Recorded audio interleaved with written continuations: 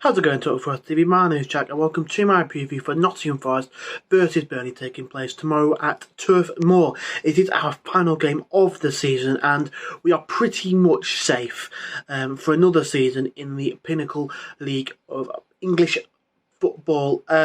Barring an absolute disaster, which, knowing Nottingham Forest, I wouldn't rule it out. We are safe. I mean, it's something along the lines of a 12-goal swing. I think they need to win 6-0 and we lose 6-0. Something along those lines, words to those effect. And, yeah, look, if that happens, then, well, we don't deserve to stay in the Premier League at all. But we were inches away from sealing safety against Chelsea, just couldn't quite hold on at the end. But I'm pretty sure now, pretty confident in the fact that I can say that we're safe now. I mean, like I say, it needs an absolute miracle. With Luton losing to West Ham last weekend, it does mean that we're pretty much safe now, which is nice. The season hasn't quite gone as expected. I think a lot of Forest fans, given the way that we ended last season, were kind of thinking we would be a little bit more safe than we were this season, maybe around the sort of, Brentford, Crystal Palace, Bournemouth area of the table, somewhere around about there. It hasn't happened that way. I know we've had 4 points deducted, but we would still have finished in the same position that we are now, pretty much, if we'd have had those 4 points. So it's not ideal. We've not been great this season. We've been quite fortunate in the fact that the three teams who have gone down have been three of the worst teams, to be honest, in the Premier League. All three of those would probably have gone down in, well, actually, no, all three of those would have gone down in every iteration of the Premier League since it began, because as things stand, even with a win, actually, we'll be on 33 points. The most ever or the least ever to stay up was 34, when West Brom stayed up after being bottom on Christmas Day, and they managed to stay up under Brian Robson. So we're going to break a new record. Obviously, if we didn't have the 4 points, then I think we would have, kept the record with West Brom. But given the fact that we got those 4 taken off us, and we're not getting them back, we are remaining as the lowest points tally to stay up, which is pretty, it's pretty funny to think that's what we've got. But we really need to sort things out for next season, and hopefully it can be a much calmer ride next season. No points tallies being deducted or anything like that. Sorry if I keep looking over here. I've got the League One playoff final on and Oxford have just taken the lead. But yeah, no, I think hopefully no points deductions next season. Hopefully we can be a little bit more safe. To be honest with you, I wouldn't care if with 5 weeks to go we were safe and we were just sort of on the beach a little bit. I wouldn't mind too much. Just don't want to be, have the constant anxiety of being in a relegation battle week in, week out, plaguing my mind. But yeah, in terms of this one against Burnley, they said Brentford and they said Birmingham there. We're not playing any of those sides, we're playing Burnley. Burnley already down then. They lost against Spurs at the new White Hart Lane, Tottenham Hotspur Stadium, whatever it's known as now. And they were leading, actually, I believe, at one point, but ended up losing 2-1.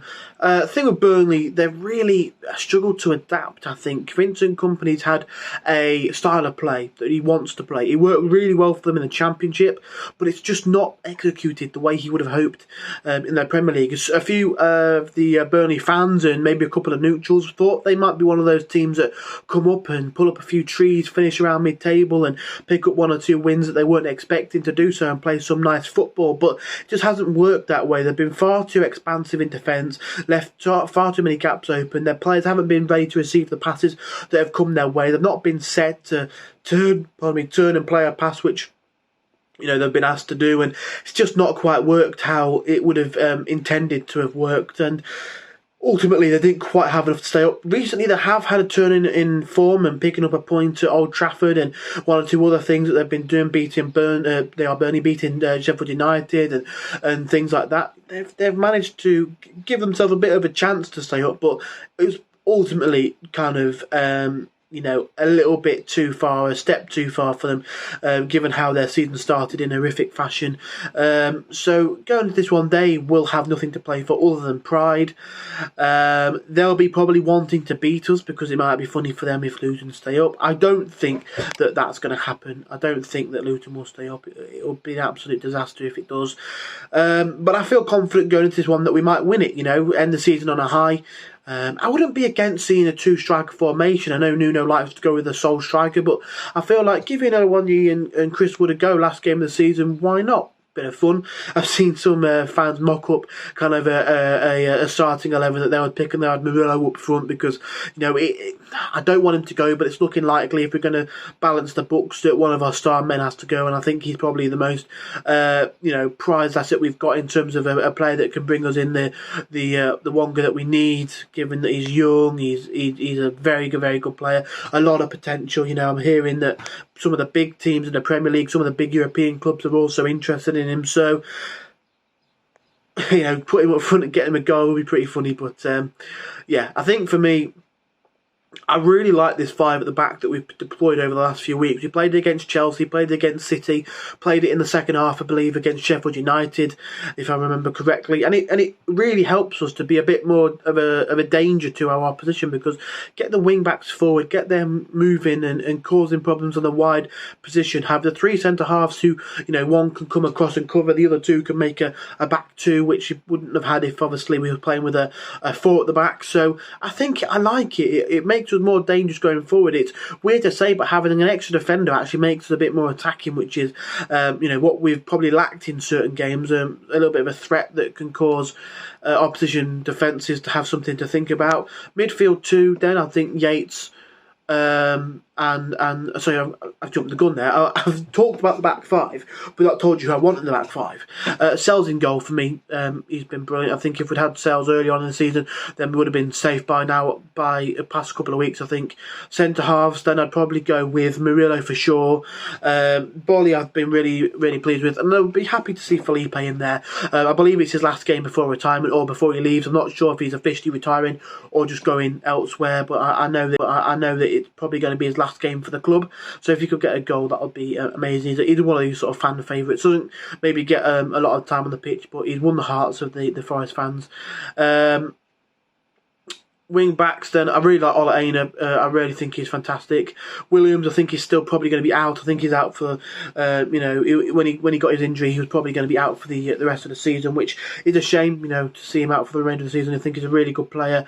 He's in the top three, I think, for me to be player of the season. I discussed that briefly at the end. So probably Montiel, but there has been reports on Montiel that I've seen that I don't know if they're true. I hope they're not true. I don't know. I don't really want to discuss them because I don't know. But I wouldn't be against seeing him there. Well, maybe Ola on the right and then Harry Toffolo on the left. I know he came on against Chelsea and had a few critics, but I'm happy with him being there. Midfield two, then I'd have Gibbs White and I'd have Danilo. We need the attacking options, creative options against someone like Burnley. And then I'd have a front three of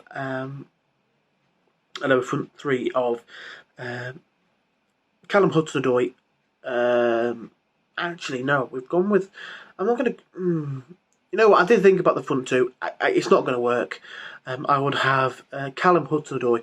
I'd have Anthony Langett. Then I'd have Tyrone Wonyi. If he's fit to start, put him up front. There has been a few talks on the fact that he might not be someone we want to really build around because he can't keep fit.